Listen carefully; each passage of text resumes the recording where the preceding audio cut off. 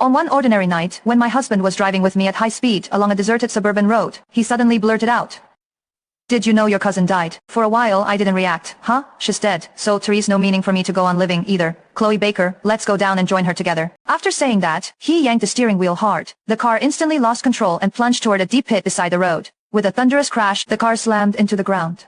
Both Brandon Kensley and I suffered severe, life-threatening injuries. In his final moments, he mustered his last strength to tell me, if time could be turned back to 40 years ago at the mountain's base, you must never save me. That day, she also passed by the mountain. If you hadn't taken me away, I would have met her first. After saying that, he drew his last breath.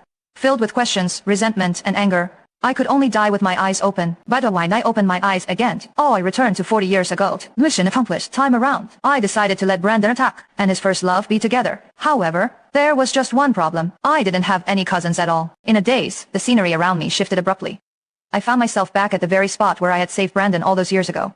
When I had my hair braided into 2 pigtails, and I was carrying a basket of hazelnuts I had just gathered on the mountain. And, not so far ahead, a man covered in blood lay.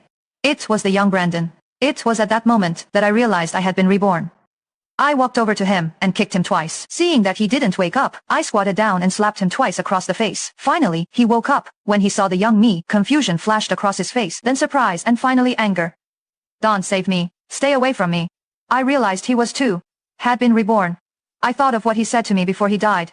If time could be turned back to 40 years ago at the foot of the mountain, you must not save me. That day, she also passed by the mountain. If you hadn't taken me away, I would have met her first. Seeing me freeze, he roared, "Jet lost. Are you deaf?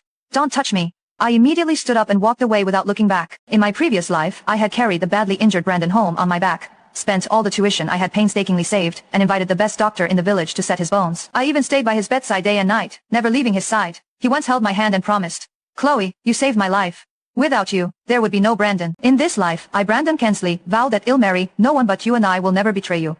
Later, after he recovered, he applied to the police academy and became a proud police officer, eventually rising smoothly to become a bureau chief. He also fulfilled his promise to marry me after graduating from college.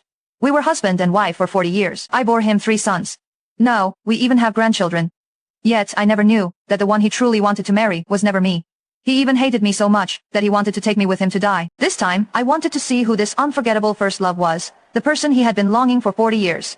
I walked to a spot where Brandon couldn't see me and hid behind a large tree. From this angle, I could see him clearly. After waiting for ages, someone finally passed by. The person had long hair that coiled atop her head, a pair of bright watery eyes, and a small face that was so tender it looked like water could be squeezed out of it. It was Taylor Johansson, me next door neighbor. As soon as Brandon saw her, his whole body started to squirm.